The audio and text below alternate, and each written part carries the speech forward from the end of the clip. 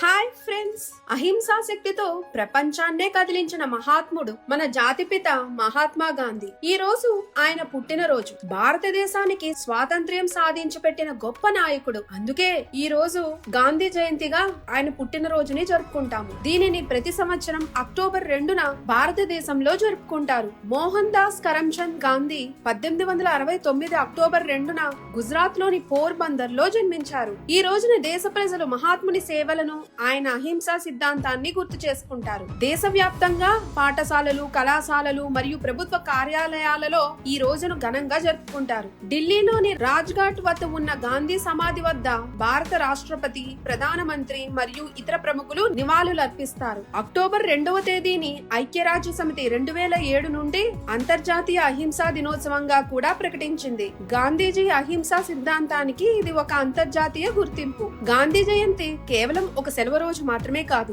ఇది సత్యం, అహింస, శాంతి మరియు మానవత్వ విలువలను మన జీవితంలో ఆచరించడానికి ఒక స్ఫూర్తినిస్తుంది. ఈ వీడియో మీకు నచ్చితే లైక్, షేర్, సబ్స్క్రైబ్ చేయండి. అందరికీ గాంధీ జయంతి శుభాకాంక్షలు.